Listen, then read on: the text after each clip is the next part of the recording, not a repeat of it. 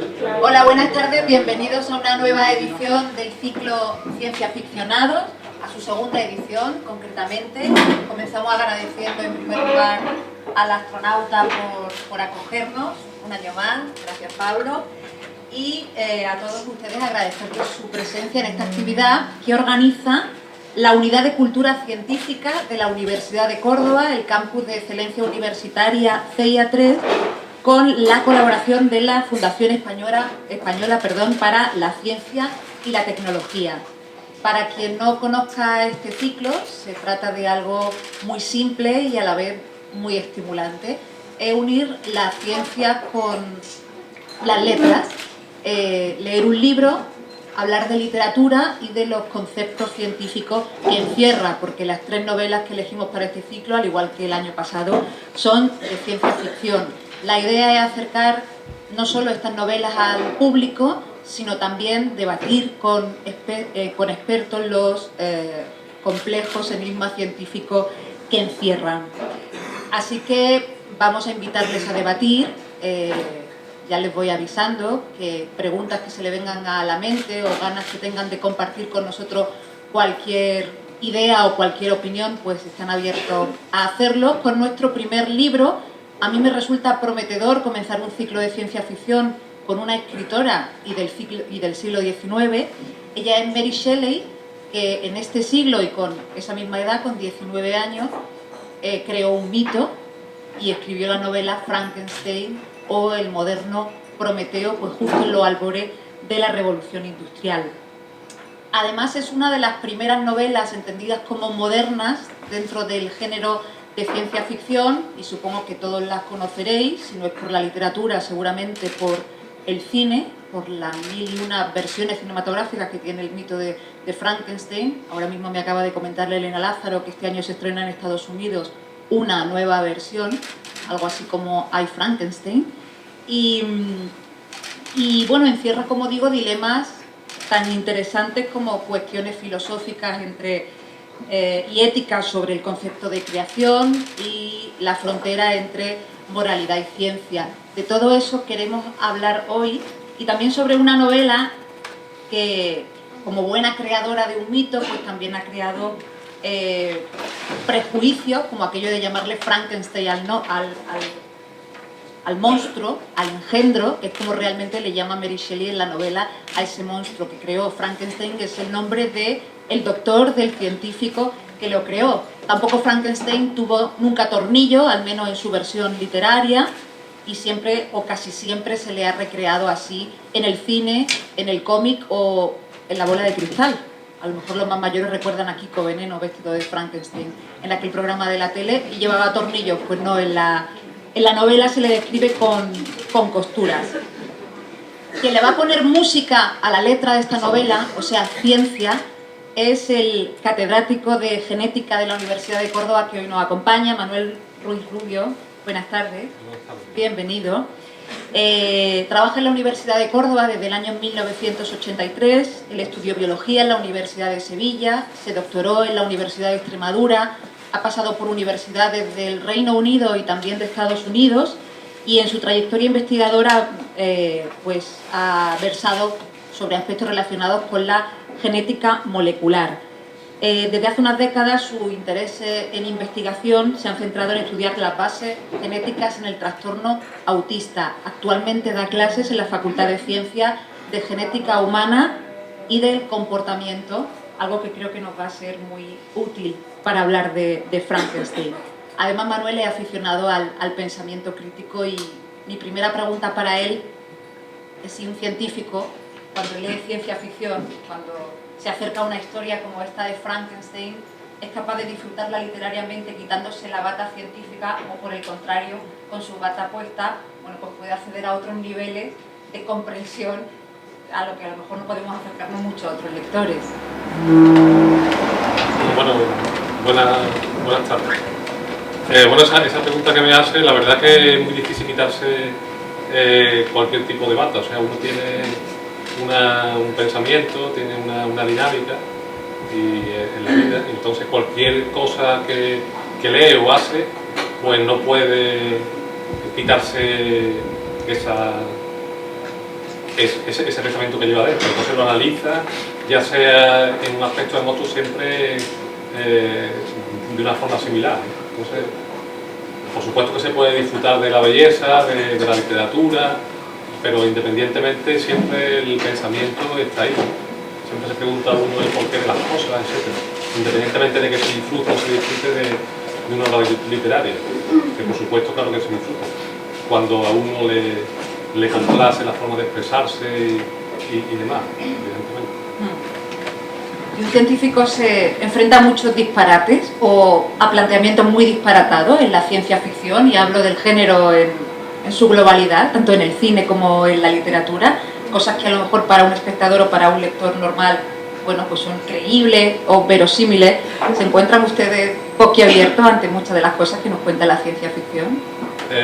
¿Disparate te refiere a cosas que...? ¿Incongruentes o...? Bueno, claro, se ven muchos disparates y evidentemente yo creo que somos nosotros los que menos tenemos así como idea de cosas increíbles, o somos más críticos en ese aspecto quizás. No creemos, por ejemplo, en cosas que no se pueden hacer. No decimos que no se puedan hacer, pero sabemos que están muy lejos de conseguirse, por ejemplo. Y efectivamente, cuando se intenta hacer divulgación científica, por ejemplo, en cine o en televisión, se observan en muchas ocasiones pues disparates auténticos. Por ejemplo, que un monstruo lleve tornillos, o que se clonen extraterrestres a partir de una célula de Marte, por ejemplo, ¿no? Yo no sé por qué ha pasado a la posteridad Frankenstein con tornillos, pero ¿por qué es un disparate lo de los tornillos en una criatura como él? Hombre, es un disparate porque la verdad es que hoy día se pueden hacer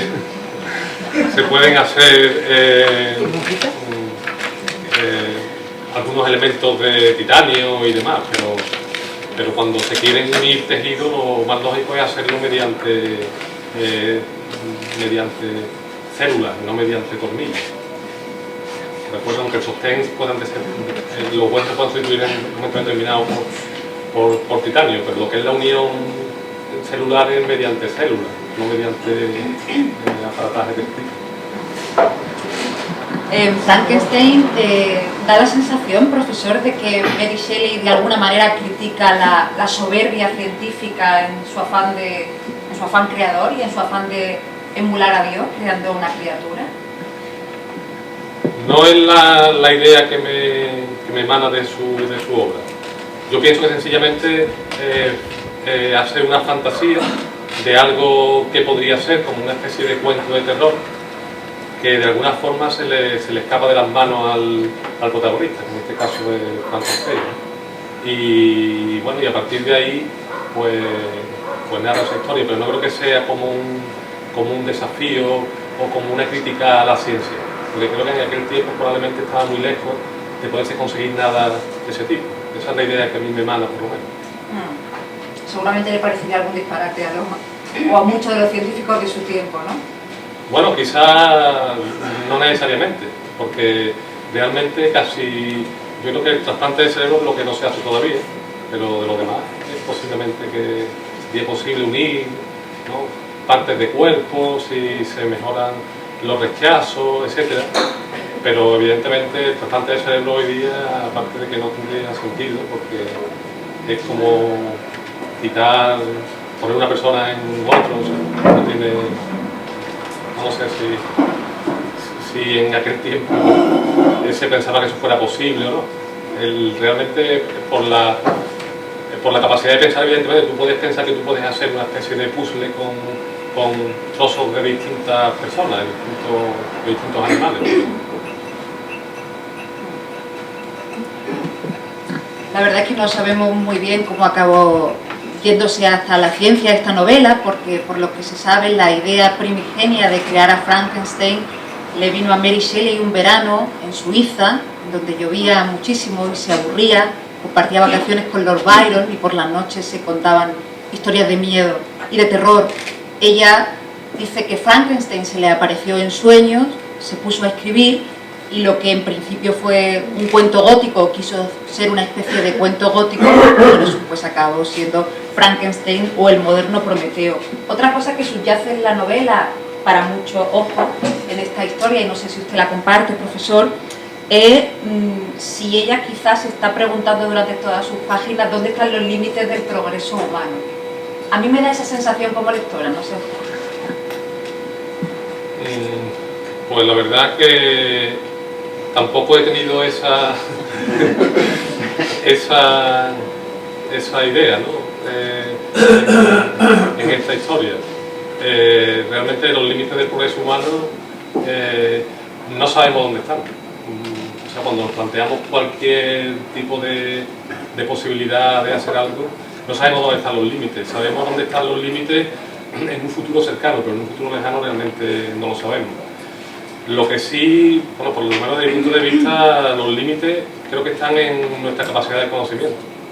Eso es lo que yo pienso como persona, ¿no? Que probablemente nuestro límite es en la capacidad de poder absorber todo el conocimiento que somos capaces de generar como humanidad. Y cómo una persona determinada puede asimilar todo ese conocimiento que se está generando. Esa es, tiene nuestro cerebro capacidad de asimilar todo el conocimiento que es capaz de generar la humanidad. Probablemente ahí es donde esté el gran problema, que llegará un momento en que no seamos capaces de sintetizar ese conocimiento.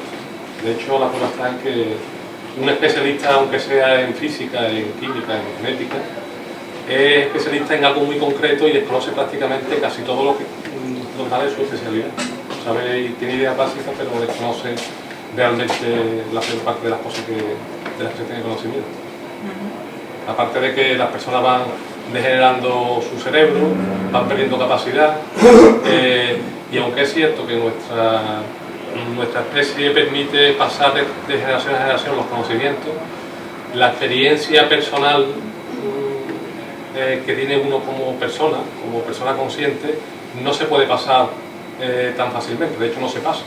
No sabemos realmente lo que pensaba, por ejemplo, Mary Shelley, no lo podemos saber. Podemos intuir cuál era parte de su personalidad cuando escribió el libro. No sabemos un poco posteriormente cómo evolucionó. Me estoy enrollando demasiado. No. Lo planteo de otra manera.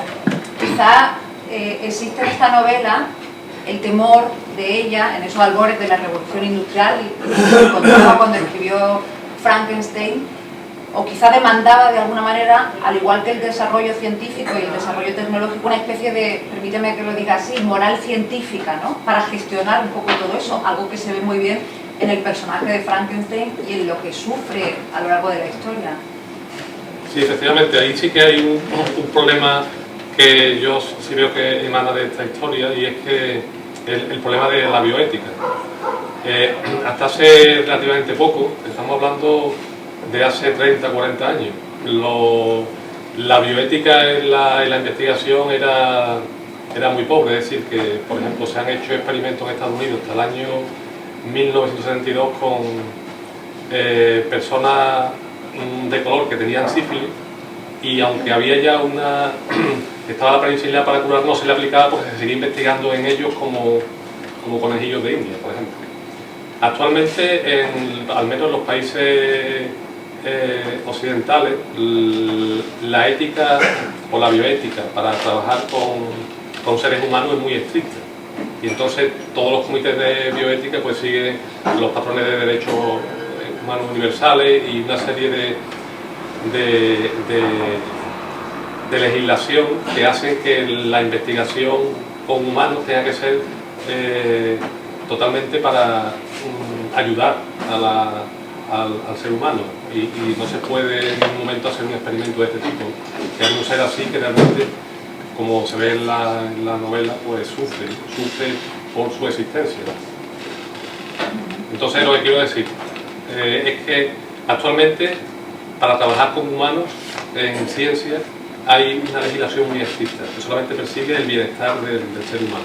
Entonces, cualquier cosa que se desvíe de eso, pues está penalizado por ley. Aparte de que se requiere un consentimiento personal de que se quiere investigar en eso, y se puede uno salir de esa investigación cuando uno quiere.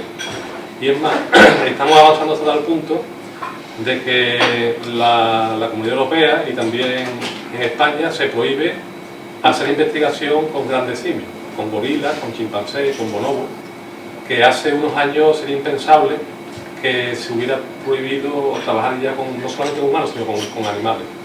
Y entonces también se está avanzando con respecto a la investigación en animales. Actualmente existen también restricciones para trabajar con mamíferos, aunque todavía sigue siendo bastante pobre el control que se tiene sobre eso. Pero sí está prohibido, por ejemplo, con chimpancé, gorila y eso es también un avance en ese aspecto. Bueno, de hecho ese dilema moral en la historia de Frankenstein encarna la figura del doctor Frankenstein, que a su manera pues, también sufre muchísimo, sabedor, ¿no?, de la criatura que ha creado y de todo lo que le ocurre. Y de hecho para muchos lectores y para muchos espectadores en cine, alguna versión cinematográfica incluso incide mucho en eso, no han sabido bien discernir al final de la película quién es un ser más monstruoso, ¿no? Si el doctor Frankenstein o si el propio engendro o la criatura, ¿no?, que es como la llama durante toda la novela y decíamos al principio Mary Shelley. Hay quien se lo ha planteado, incluso estoy convencida de que hay muchos lectores que piensan que tiene un comportamiento más monstruoso, digámoslo así, el doctor por lo que ha hecho, que el propio monstruo, que es una víctima, ¿no?, al fin y al cabo. No sé qué impresión tiene usted sobre esto.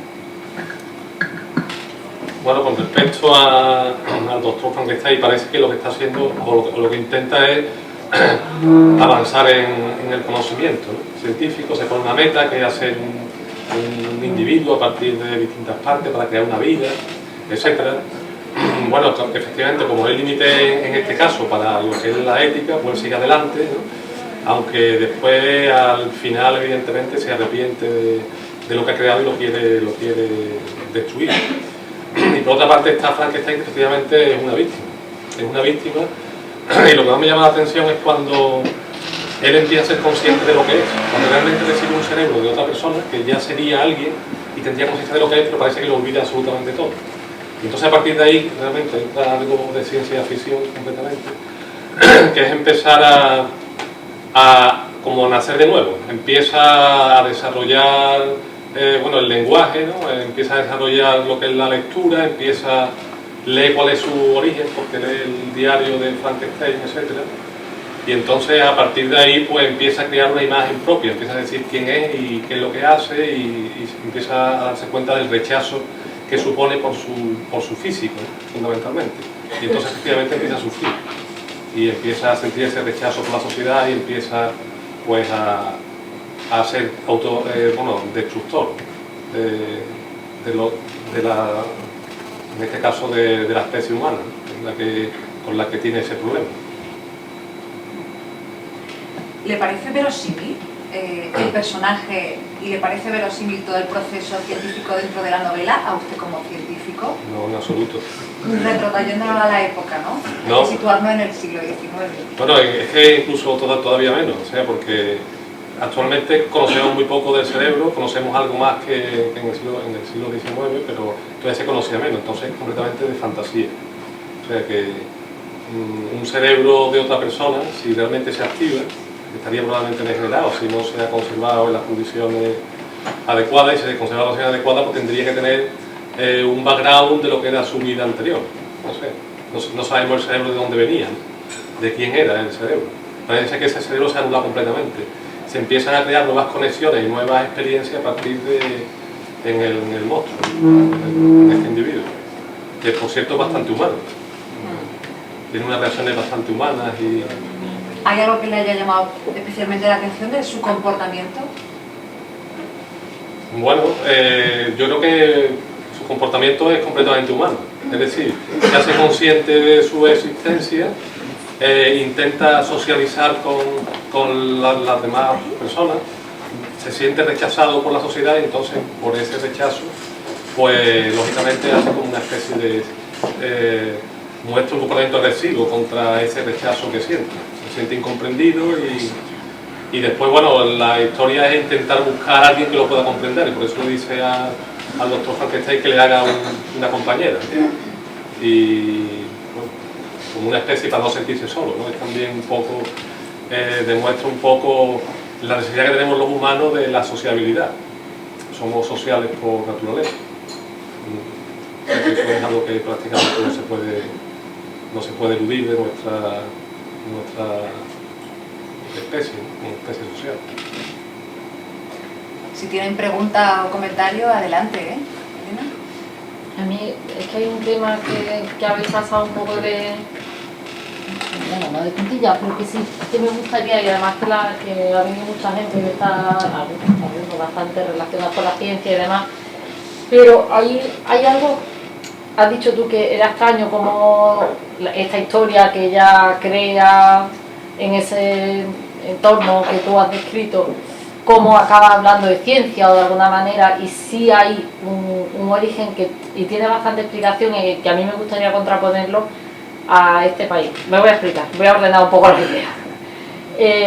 Mary Shelley conoce, bueno, pues por la educación que había tenido, familiar y demás, unas teorías que eran, seguro, y aquí hay gente que las conocerá, lo del galvanismo, ¿no? Ella lo había leído, eran las del abuelo los contábamos en la ficha que habíamos en la propuesta, ¿no? El abuelo de Darwin hablaba de la posibilidad de que se pudiera recuperar, revivir a un muerto. Él habla primero de organismos, ¿no? Por supuesto, pero de ahí a la imaginación de alguien, o sea, a alguien con la suficiente imaginación va a decir, bueno, si puedes recuperar un organismo muy pequeño, pues puedes llevarlo hasta el extremo, ¿no? Y bueno, eso es lo que hace la literatura o los artistas, ¿no? Un creador, exagerar o llevar al límite de la imaginación. Pero lo que yo hablo es que el punto que a mí me interesa, que me gustaría que la gente que ha venido opine, es que sí había en ese ambiente de principios del siglo XX, finales del XIX en Inglaterra, hay cultura científica. En este país, en la generación del 98, estamos lamentando otras situaciones, pero allí sí era algo más común, o su literatura de alguna manera lo refleja, ¿no? Mary Shelley habla, nosotros no tenemos esa historia de ciencia ficción, a lo mejor nuestra literatura se ha centrado en otras historias, les interesa otras cosas.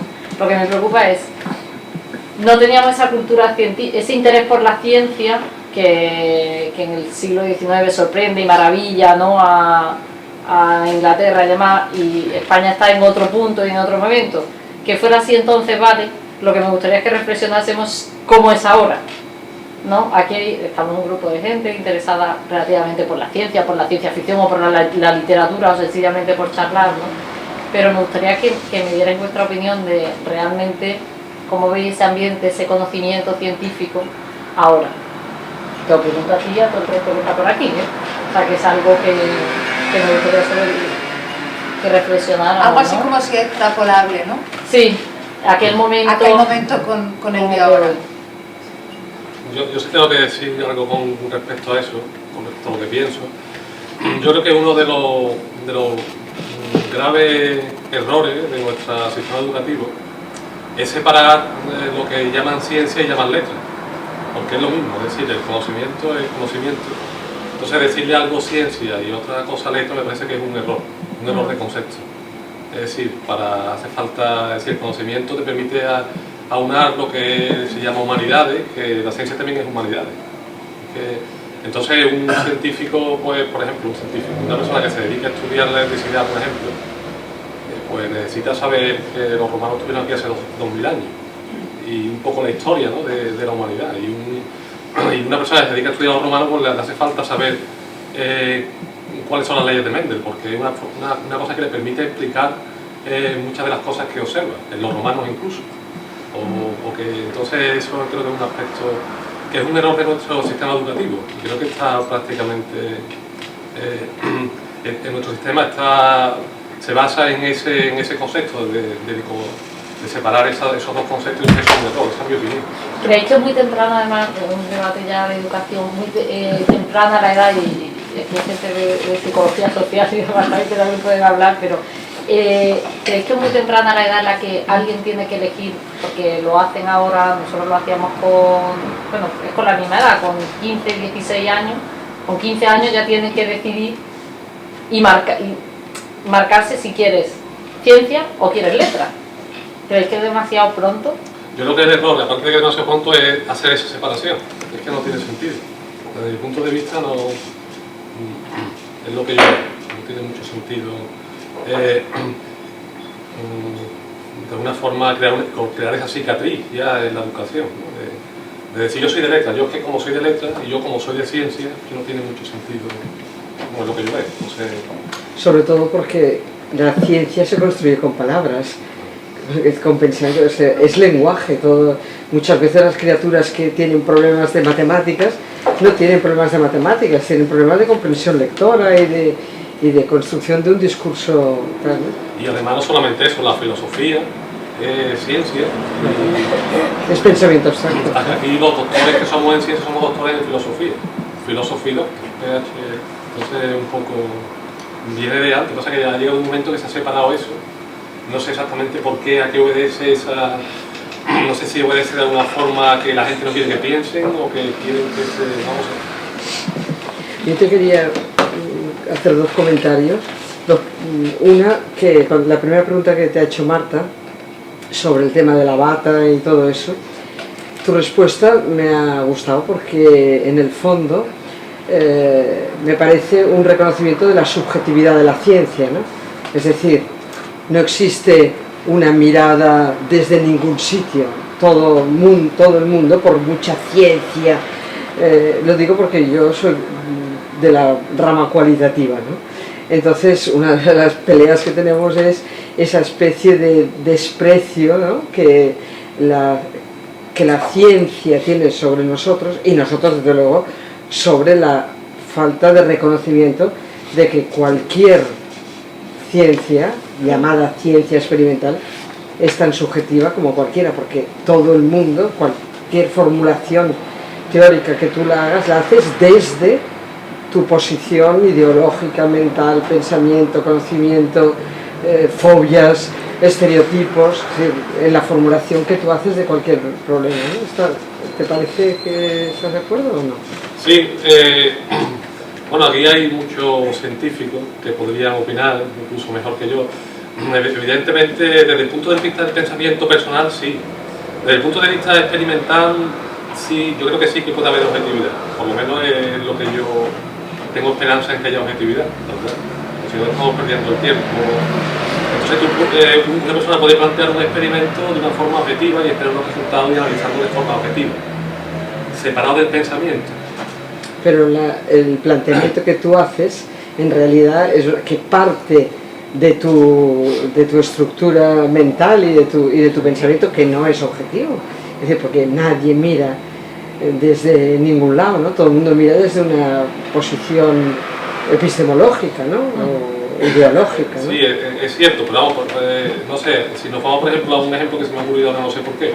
Si alguien estudia por qué madura la fruta, uno puede estudiar los procesos físico-químicos, bioquímicos que ocurren durante la maduración de la fruta, y es una cosa objetiva, independientemente del pensamiento. Sí, sí. Pero cuando tú haces la elección de voy a estudiar por qué madura la fruta, ahí está interviniendo la subjetividad. Y bueno, hablamos de subjetividad si no hablamos de intereses de mercado, de qué ciencia se financia, qué ciencia no se financia.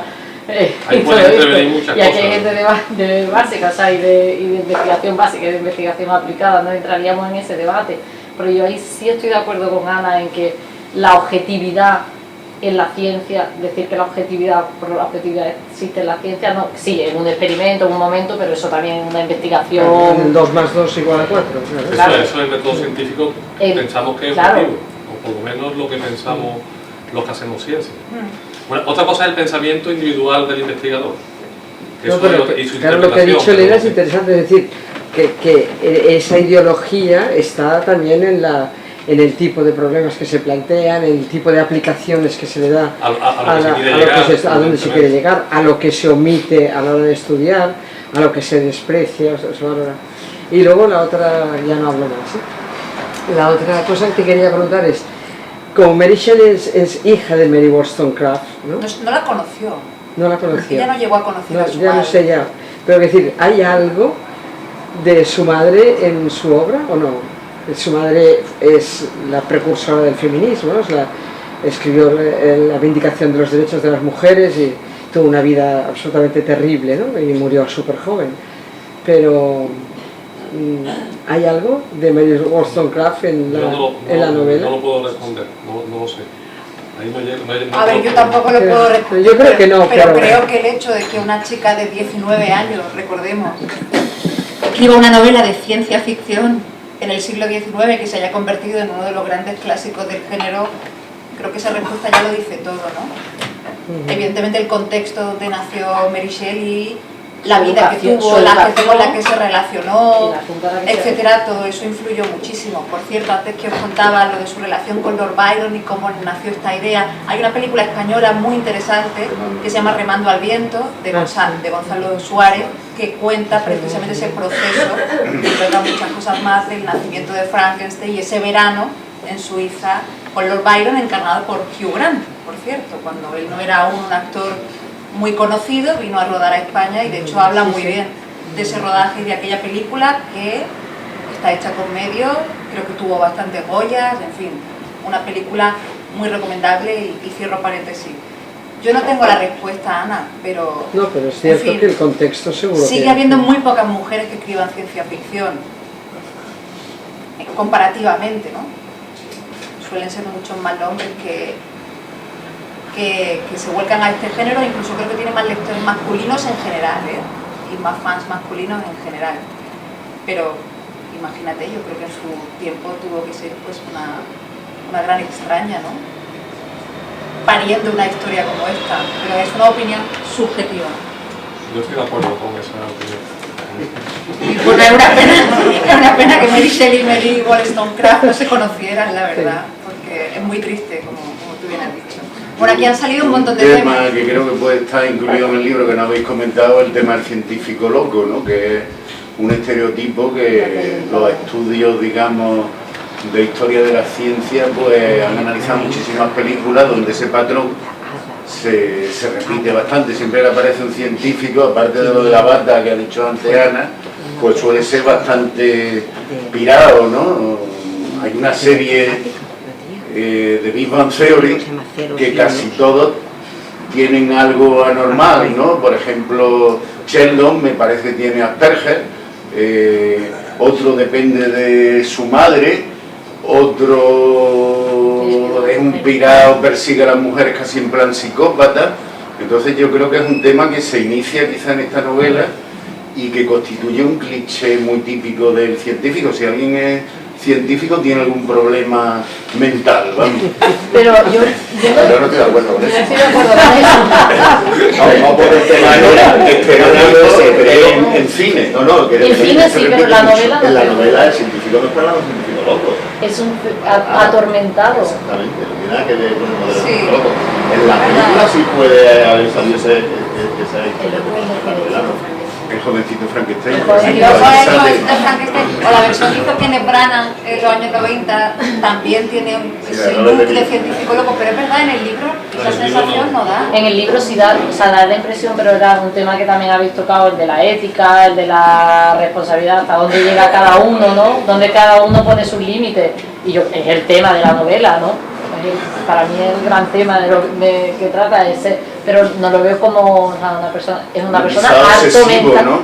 Si llega a obsesionarse, y eso sí hay un párrafo además que lo dice así, ¿no? Pero esa obsesión no es patológica. No la veo como patológica, porque sí la veo como real, porque eso no creo que sea un estereotipo en la investigación científica, yo creo que eso es real. O sea, cuando un investigador, y aquí estáis unos cuantos, tenéis un tema. No, el otro día leía por ahí en el Facebook alguien que decía que había que buscarse un amante, ¿no? Y yo creo que el tema de investigación de cada uno se llega a convertir en el amante de los investigadores. Y esa obsesión sí está, yo sí creo que está presente en el Dr. Frankenstein, pero no como una patología. El tema es, me parece importante que no habéis nombrado la cuestión de la competencia con Dios, ¿no? El tema de hasta dónde, que también estará, qué es lo que quieren hacer, qué quieren sustituir a Dios, hasta dónde pueden llegar. Y eso parece que también tiene en la novela, por lo menos, cuando yo la leí hace bastante tiempo, un peso grande, ¿no? Somos capaces de hacer lo más, ¿no? Que es crear vida, de donde no hay nada. Sí, bueno, ha sido una de las primeras preguntas, pero Manuel no estaba muy de acuerdo. Porque... Bueno, pues, es que yo creo que la has dejado demasiado Pero a mí me da la sensación de que en Mary Shelley realmente hay una especie de crítica, que es verdad que hay que leer entre líneas, de esta ambición o de esta arrogancia de querer emular a Dios, ¿no? Sí, pero no, yo no lo veo ya por el tema de la ambición, sino el tema de por qué tenemos que atrever, quiénes somos para atrevernos a sustituir a Dios, algo así. No por el hecho de la ambición de decir por qué hago más que no, porque él no lo plantea como una forma de ambición, él lo plantea como una forma de resolver un problema que ha tenido y que no pudo resolver, ¿no?, cuando se muere su madre. Entonces, digamos que quiere, dentro de lo que es complicado puede ser eso, solucionar ese problema en otra ocasión que pueda ocurrir. Ese es el motivo que lleva a meterse en esto, no ser más que nadie ni hacer lo que nadie puede hacer. Al menos es, ya digo, yo así que hace mucho tiempo que la leí, pero la última película, bueno, una de las últimas de Ridley Scott, Prometheus, sí, va de eso, de vas creando vida en los planetas, ¿verdad? Y se llama así Prometeo. Claro, porque Prometeo es el y aparte, más que crear vida es resucitar, ¿no? Porque parte de órganos y parte es más resucitar, ¿no? Pero no es solo una persona, lo hace a base de resto, que es una cosa que siempre me ha llamado la atención. ¿Por qué se hace a base de resto? Porque tenía que ser un cuento de terror. Y tenía que haber metido en el cementerio a recoger. No, pero el debate de Dios. Era más fácil coger uno. El debate de. Perdón. Sí, tú. Bueno, varias cositas. Lo que preguntaba Gerardo, comentaba, ¿no?, sobre el científico loco, y me ha recordado una historia de cuando era muy jovencita, que no más de 15 años, en un campamento me llevó un chico así muy yo voy a quedar con esta chica, ¿no? También me llevo y le pregunto, oye, ¿cómo te imaginas tú al típico científico, ¿no? Y él dice, el típico científico, pues se con los blancos, la imagen de Einstein, ¿no?, con los blancos, loco, obsesionado, no sé. Dice, tú también eres machista, ¿por qué no puedes ser una mujer? Y le digo, oye, pues, a mí me pregunta cómo te imaginas la típica científica, ¿no? El lenguaje. Creo que hay mucho de tópico en eso, ¿no? Yo creo que gente, tú la has llamado un poco loca, pero bueno, gente con todo ese tipo de síndrome o de... Te la puedes encontrar en cualquier profesión. Es cierto que también se ha conocido que gente que tiene síndrome como el Asperger o otros desórdenes del autismo, pues sí parece que tiene más facilidad para el desarrollar conocimiento en áreas científicas, y bueno, pues en ese sentido es posible encontrar las cuatro opciones así o elegir una carrera así, ¿no? Pero bueno, también eso es cuestionable, ¿no? Porque en sistemas como el sistema educativo inglés, donde cada vez se apoya más, se conocen más este tipo de desórdenes y se facilita que este tipo de personas pues desarrollen sus capacidades en cualquier ámbito, pues llegan a ocupar puestos altos en todo tipo de disciplinas, ¿no? Entonces, eso creo que también es el resultado de la sociedad en la que vivimos y cómo no se ha posibilitado que estas personas pues puedan desarrollar todas sus capacidades, ¿no? Luego me interesa también, ya que mencionaba el sistema inglés, reflexionar un poquito más acerca de lo que dice Manolo, ¿no?, de esa dicotomía que se ha creado en el sistema educativo español entre ciencias y letras, ¿no? Yo pienso que, vamos, de hecho yo me fui a Inglaterra por otro motivo y acabé desarrollando mi carrera, acabé estudiando allí, en la universidad allí, y yo encajaba mejor con el sistema educativo inglés por muchos motivos, pero a lo que iba es que actualmente una persona en ese sistema educativo que yo conozco pues no tiene que elegir entre ciencias y letras, ¿no? Tú eliges la asignatura o los temas que te interesan y puedes perfectamente llegar a la selectividad inglesa, lo llamamos esto, con literatura, biología y matemáticas. Y no hay ninguna dificultad para luego acceder a carreras como economía, como ciencia. Generalmente sí hay algo de estar encaminado, ¿no?, un poco, ¿no? Pero gente con formación de todo este tipo de áreas pues accede a formación en la universidad, o sea que no impide el tener un conocimiento más amplio, ni tener que elegir tan joven, que es muy difícil, decidir con esa ciencia de letras. Y es una pena porque afortunadamente pues yo elegí hacer ciencia y creo que a día de hoy pues me puede resultar algo más fácil si me interesa normalmente más de filosofía o de ética o de literatura, mientras que soy una persona que también le interesa la ciencia. Yo tengo ahora mismo un blog de difusión científica y tengo muchísimos comentarios de gente que me dice que pena que no estudie ciencia porque ven como un bloqueo, ¿no? una imposibilidad de ahora, y creo que es real, ¿no? Porque es necesario tener unas bases para poder entender alguna conocimiento científico. Hay un techo. Yo Sí. soy de letras absolutamente y te digo que siempre hay un techo. Si algo te interesa, y además mi techo es muy bajito, porque claro, enseguida me toco. Pero porque era el tema que hablábamos al principio, porque lo que nos falta es una base de cultura científica, que es lo que no hay. Yo soy de letras, porque lo escribí ahí hace poco, mi profesor de física y química se dedicaba a tirarme borradores a la cabeza, entonces yo decidí que yo era de letras, porque todavía en la vida me gusta escribir.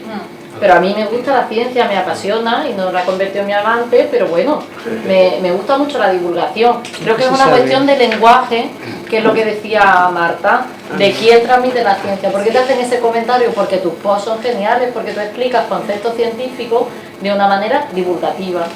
Y entonces cuando tú haces la ciencia, no hay nada más cercano, o sea, al ser humano que la ciencia, si es la realidad. O sea, ¿por qué voy a apreciar más las meninas que el proceso de la fotosíntesis? Si la fotosíntesis está más cerca a mí que las meninas, esta señora. Estoy de acuerdo contigo, vamos, para mí ahora mismo uno de los motivos por los que continúo con el blog, a pesar de no tener tiempo para nada, es porque me resulta precioso, ¿no? Cuando alguien te dice, cuando alguien entiende algo, ¿no? y la cara de entender eso y de emocionarse porque entiende algo de ciencia o se acerca a la ciencia, a la gente le interesa muchísimo. Yo estoy alucinando con los comentarios de la gente, con los ánimos de la gente para seguir, o sea, me estoy disfrutando en eso. Y ya no quería decir lo que no sé, vale.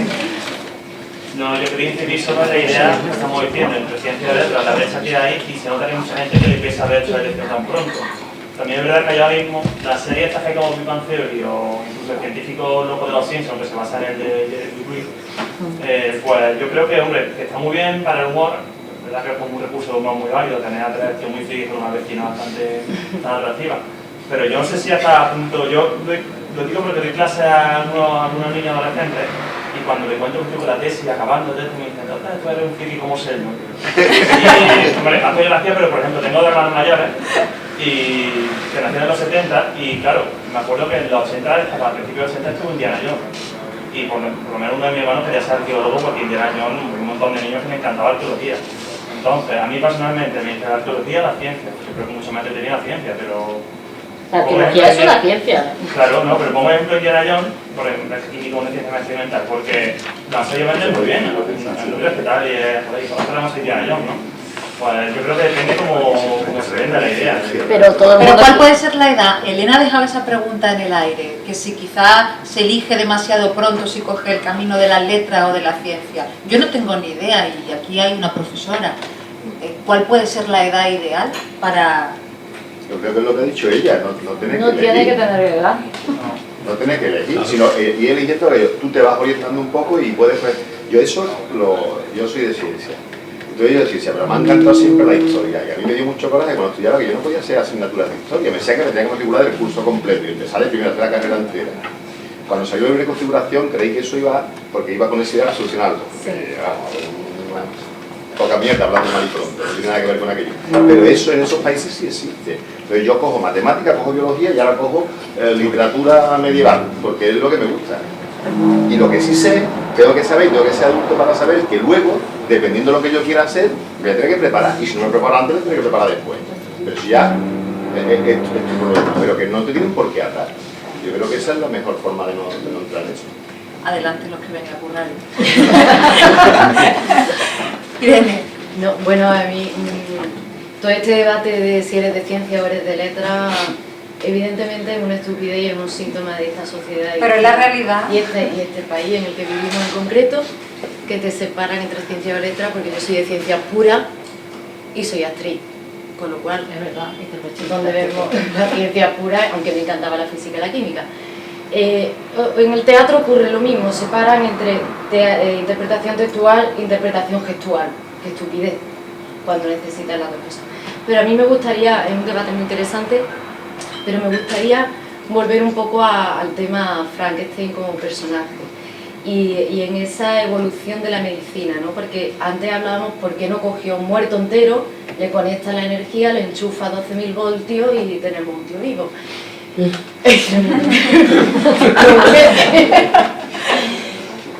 Pero coge trozos y hoy en día hay un doctor que se dedica a dar vida a partes muertas y se las coloca a gente que ha perdido una mano, ha perdido una pierna, o yo conozco concretamente gente que se ha seccionado un dedo, si viene con el dedo congelado rápidamente son capaces de volver a unir esos capilares y ahí está. Entonces ahí es donde a mí me interesa, ¿no? Y cómo Mary Shelley en el siglo XIX ya está planteando de alguna manera ese trasplante y esa función motora de cuerpos muertos, o sea, de órganos muertos y ya no solamente internos, sino estamos hablando de manos, ¿no? Injertos de pelo también. Pero bueno, sí que me gustaría contestar un poco, que no sé, pero plantear este debate, ¿no? Que sí que... Bueno, el por qué no revive una persona que había fallecido en lugar de coger y a partir de trozos de cadáver y hacer el mosaico, el monstruo, la persona esta. Bueno, eso es probablemente porque sea el guión de su novela de terror, ¿no? Sí, de hecho, de ir al cementerio. Ya está adelantando algún proceso que estamos viendo hoy en día, ¿no? No, el año pasado tuvimos aquí alguna novela de Verne, ¿no? Y hablábamos siempre de cómo se adelanta, ¿no? de la imaginación. Y a mí antes, cuando había una parte de vuestra conversación que me venía esa pregunta a la cabeza, es ¿qué papel juega la imaginación en la labor científica, en la labor investigadora, ¿no? Y a lo mejor tiene algo que ver con este debate, ¿no? De ciencias, letras. Parece que la creatividad está solamente en la gente de letras porque se asocia más al arte, cuando la creatividad de ciencia es fundamental, ¿no? ¿Qué parte de imaginación tenéis que emplear? Pues yo creo que es muchísimo, o sea que una persona que hace ciencia porque le gusta tiene que desarrollar muchísima creatividad en todo momento, para diseñar experimentos, para que se le ocurran cosas, para ver hasta dónde puede llegar. Vamos, que la creatividad es algo también inherente en las personas. Entonces, una persona que haga ciencia o haga letras, bueno, eso de ciencia y letras es un poco, pues es creativa normalmente y disfruta con la creatividad. Entonces es algo inherente. Evidentemente, en la novela, pues el hecho de esa idea del trasplante, pues está ahí. Y efectivamente es un adelanto a una posibilidad que llegó mucho más tarde, que todavía estamos, todavía se está desarrollando, ¿no? Pero hablar de un trasplante de corazón en aquella época sería prácticamente también como la novela, o sea, ciencia ficción. Lo que pasa es que no se puede coger ahí en un cementerio con un corazón, hay que cogerlo en unas condiciones, tiene un tiempo y mantenerlo, ¿verdad? No, que ese comentario lo he oído yo en grupos de investigación, decir, pues tal persona es el creativo, el que tiene las ideas, el otro un machaca del laboratorio, el otro hace muy bien los diseños experimentales, pero el que se le ocurren las ideas es a tal. O sea, que eso se escucha en la Universidad de Córdoba, ¿no? Yo creo que eso es igual en la ciencia que en la investigación, en el arte. Lo difícil es hacer algo que nadie ha hecho antes. Entonces el primero que lo haga, pues es el que realmente está rompiendo en esa disciplina, y en la ciencia es igual. O sea, que hay mucha gente que se dedica a repetir lo que ha hecho otra gente en la ciencia, y también son científicos, pero los que realmente avanzan la ciencia son los que hacen cosas que nadie se le ocurrió antes, que luego parecen muy obvios, pero parece obvio después, pero antes es algo que nadie ha hecho antes. Entonces en el arte pasa lo mismo, en la música pasa lo mismo, o sea que los que realmente son los primeros, los pioneros son los... Y eso es muy difícil en cualquier disciplina, tanto en la ciencia como en... porque es algo que tienes que pensar, algo que nadie se le ocurrió antes. Yo creo que eso... Y os pregunto, ¿puede influir el cine y la literatura, por ejemplo hoy día que el cine y la televisión influyen tanto en tantísimas cosas, desde nuestro comportamiento hasta nuestro gusto y nuestra forma de pensar? A ver, puede sonar un poco simple, pero la novela Frankenstein ya fue muy famosa en vida de Mary Shelley y se convirtió en un clásico relativamente pronto. No sé hasta qué punto en científicos después pues tuvo algo de profética la imaginación de Mary Shelley. O no sé si estoy siendo demasiado inocente. No sé. O podría ser. ¿Puede influir o Como decía no? Manolo, todo lo que uno va absorbiendo, luego lo plantea en lo que va haciendo y lo que va, las decisiones que va tomando y demás. Yo lo veo como algo... Es que no sé, es que es muy curioso que en torno a una novela del siglo XIX nos estemos preparando un guión de preguntas y surjan un montón de preguntas de tantísima actualidad, tanto tiempo después. Es algo que comentaba hace un momento con Manuel antes de comenzar, ¿no? O sea, realmente es algo bastante mágico y esta persona pues tiene algo de profético, permitidme que lo diga así, ¿no? Pero esa figura de la, o sea, esa idea de la profecía, de cómo está muy asociada a Verne, ¿no? Vuelvo otra vez al tema de antes, pero Verne, que el año pasado estuvimos aquí diseccionándolo, cuando te paraba y analizaba dónde estaba Verne y las ferias de ciencia, de ingenio, de todas los museos de ciencia y de tecnología son de aquella época cuando Verne escribía, te dabas cuenta de que es que el tipo lo que había era visitado un par de ferias de estas, había visto 2 o 3 ingenios que sí que eran como los primeros, pero que era algo que estaba haciendo estaba haciendo la ciencia. Y vuelvo a lo del galvanismo, o sea, Mary Shelley conocía las teorías que decían que bueno que la electricidad puede resucitar, revivir algo, ¿no? Y que estaba vinculada directamente con la vida. De hecho, la escena exacta de cómo el monstruo toma vida no la describe. Entonces, si te paras, que es como el momento en el que más se ha detenido el rayo, ¿no? El rayo de las películas. Eso lo hicieron en la primera adaptación cinematográfica y lo han ido heredando una tras otra, pero el rayo en la novela no existe. O sea, porque ella misma no sabe cómo explicar, ni se va a meter en ese lío. Este cogió muerto y de pronto, y la noche ni siquiera es de tormenta, es oscura al día siguiente cuando el monstruo está por allí y empieza a saber a dónde voy. Que creo que es algo, es más que profética. Ella vivía en su mundo, o sea, en su tiempo, con las teorías, y una mujer indudablemente de un ambiente cultural, con una educación determinada, y eso es lo que le facilita ese conocimiento, es su cultura científica la que la pone en eso. Sí, pero ahí es donde estamos hablando de la creatividad, ¿no? Ella está viviendo en un Claro. entorno donde Y es capaz hay de- una posibilidad y ella dice, pues voy a crear una criatura que, con esto que se está investigando ahora, sale adelante con vida, ¿no? Y de ahí a que hoy en día se puedan unir cuerpos, trozos de personas muertas a cuerpos vivos y que hagan su función, o sea, vivas, ¿no? Que una mano se pueda volver a mover cuando había estado cortada. O sea, hasta qué punto, y no es por galvanismo, eso tiene ya una ciencia médica que No, tiene el nada que ver. galvanismo hablaba de la electricidad. Sí, nada más. pero que ahí La está el electricidad punto que vive. creativo de Mary Shelley Que de... no le vive a los personas. Ya, pero bueno. Pero es curioso porque a mí me da la sensación, y quizás estoy un poco mediatizada por aquella película de Gonzalo Suárez de la que os hablaba, pero es verdad que está muy bien para ver el proceso creativo que ella tiene a la hora de construir esta novela, pero ocurre exactamente igual ahora.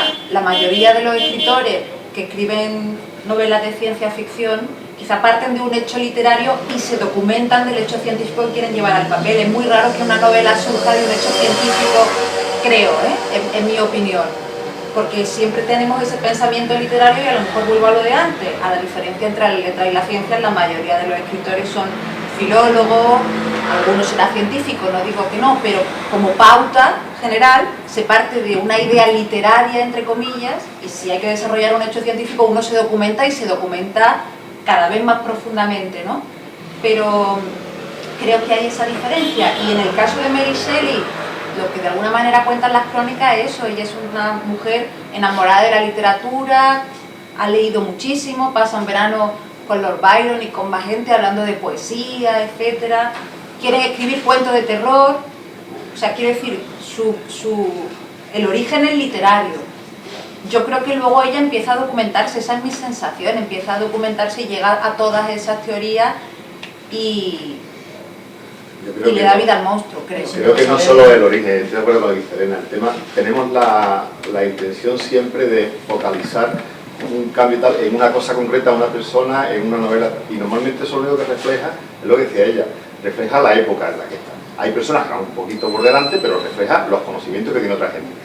Y lo que es importante aquí, creo yo, dentro de que incorpora esto y crea esta historia, es que es el aspecto que ha dicho de partida literario. Frankenstein ha llegado hasta aquí porque es una novela muy bien escrita. Si hubiera tenido la misma idea, el mismo modo tal, pero hubiera sido un petardo de novela, eso hubiera desaparecido 3 años después de publicarse como pronto, ¿no? O sea, como tarde. Entonces, lo que ha hecho que llegue hasta aquí es eso, es que la historia es muy atractiva, pero luego está muy bien contada. Y entonces, eso es lo que ha dado pie a que ahora sigue. Pero no es que de pronto hay nada y a ella se le ocurre esto y ya esto lo usamos. Tenemos mucha tendencia a eso, y es una de las cosas que a los científicos menos nos gusta, ¿no? De que no hay nada hasta que alguien publica esto aquí. No, es que antes de que se publique esto aquí hay 10.000 artículos y 10.000 personas que llevan no sé cuántos años trabajando, y la base. Y lo mismo ocurría con lo de Julio Verne, no solo con la feria y tal, pero con otras muchas cosas. O sea, y si te pones a buscar, encuentras que de gente menos conocida, en cualquier rincón de tal, hay un libro donde avanza una idea parecida, y te empiezas ahí, y en algunos casos te vas pero muy atrás. Cristóbal Colón tampoco descubrió América, antes habían llegado otros. Pero tendemos a que la historia nos la cuenten así, ¿no? O sea, como con los hitos, eso también tiene que ver mucho con nuestro sistema educativo, ¿no? Y es como una construcción para construir todos los relatos de nuestra vida. Es que pasa algo, pero como nos han enseñado siempre la historia. Así. Bueno, yo creo que podemos aprovechar ya que tenemos aquí al profesor para que nos cuente de una forma pues sintética por dónde va hoy día la investigación de la biología molecular, y si, como soñaba Frankenstein, pues también tiene el objetivo de hacer invulnerable al hombre. Bueno, ¿por dónde va? Pues es que eso es un tema muy amplísimo, ¿no? Porque la biología molecular, como he dicho antes, como todo el conocimiento, es que pasa los márgenes de cualquier persona, por mucho que quiera abarcar conocimiento. Entonces, ¿por dónde van o hacia dónde va la biología molecular? Pues creo que, por una parte, además estos son como, yo lo veo como una especie de distintos periodos. Por ejemplo, ahora en ciencia habla mucho de la ciencia comercial con empresas y demás. Y entonces, bueno, eso yo creo que está de alguna forma dañando también un poco a la ciencia. Porque desde el punto de vista de la ciencia tiene que ir un poquito más allá de lo puramente comercial. Tiene que dar soluciones a la sociedad, pero no soluciones por donde quiere ir el sistema actual, ¿no? Que es un sistema de economía, de mover la economía en el sentido de consumo, de producir, sino que tiene que ir en el sentido de dar otras alternativas sociales, que estén más de acuerdo con el medio ambiente, que estén más de acuerdo con una sociedad más humana y más solidaria, y no tan competitiva. Entonces, eso ya entra dentro de lo que es el campo también de la sociología. Y después, ¿hacia dónde podemos llegar? Yo creo que uno de los retos importantes que tiene actualmente el conocimiento es poder entender nuestro cerebro. Creo que se están haciendo unos avances tremendos en neurociencia. La neurociencia ha estado prácticamente desarrollada durante mucho tiempo. Curiosamente, un español, Santiago Ramón y Cajal, fue el pionero en esta materia, fue el que aportó los primeros conocimientos así importantes. Y yo creo que actualmente en neurociencia se está avanzando mucho, y ese avance nos puede permitir conocer por qué somos como somos, porque cada uno piensa como piensa, y eso quizás pueda dar soluciones a la sociedad real que tenemos ahora y a los problemas sociales, y no basar todo en lo comercial, en vender ciencia, en patentes, etc. O sea, mi pensamiento en ese aspecto es totalmente en contra de las patentes y de vender la ciencia. La ciencia debe estar al servicio de la sociedad y no al revés, no al servicio de la sociedad. Esa es una idea particular mía. Entonces, eso. ¿Alguna pregunta más sobre Frankenstein, sobre la ciencia, sobre la literatura, sobre la vida? ¿Por qué no le hizo a la compañera al final? Eso no me queda a mí tampoco muy claro lo que me recuerda. ¿Por qué al final no le das a la compañera? Pues según dicen, porque él le da miedo de que se puedan reproducir y que vienen en un mundo de monstruos. Y porque el doctor Frankenstein ya tenía de hecho, suficiente con haber creado a su monstruo, ¿no? En la idea de Dios, que lo que hablábamos antes, la introduce en realidad ese Frankenstein ni se lo plantea ni habla. Quien lo habla es la criatura, que es que cuando le reclama, oye, es que a ti te hicieron guapo porque te hicieron a semejanza, ¿no? A su imagen y semejanza, y encima te pusieron a la compañera, pero mira cómo me dejan, o sea, es el monstruo, ¿no? Que me introduce el tema. De todas formas, hablaba hace un momento el profesor de ese estudio y ese objetivo de darnos la respuesta al por qué somos como somos, pero en muchas cosas del comportamiento de Frankenstein, muchos encontramos cosas que nos igualan a todos, ¿no? Pues esa sed de venganza, ese odio interior que tiene el monstruo, que está provocado por el rechazo social, hombre, en su caso bastante radical, pero en realidad es ese rechazo social el que también mueve el odio en muchos humanos, ¿no? Él podía, Frankenstein había tomado dos opciones, o bien lo que hizo, que fue intentar, por una parte, bueno, eso, claro, lo que decidió Mary Shelley, ¿no? Que hiciera el monstruo. Por una parte, intentar buscar compañía, ¿no? Diciéndole a Frankenstein que le hiciera la compañera. Por otra parte, primeramente intentó acercarse a la sociedad, bueno, a otros seres humanos, y otra determinación que podía haber tomado era autodestruirse, que fue al final lo que parece que hace, porque se van dando hacia el polo norte, se supone que la decisión final que toma es destruirse. Es lo que, eran las opciones que tenía y fue lo que intentó, parece. No sé si hay otras opiniones al respecto. Bueno, pues la última pregunta al profesor por mi parte, y sobre esta novela y también sobre la humanidad en general, es que quizá leyendo Frankenstein somos más conscientes aún de que somos criaturas incompletas y que lo vamos a seguir siendo. No sé si está de acuerdo conmigo. Totalmente de acuerdo, vamos, además lo decía al principio, que somos personas, bueno, somos seres limitados. Entonces tenemos que reconocer esa limitación y tener esa humildad, por así decirlo, de que somos seres limitados y conocer nuestros límites, evidentemente intentando llegar hasta lo máximo que podamos llegar, ¿no? Dentro de nuestras posibilidades y de lo que pensamos que debe ser el mundo. ¿Algo más?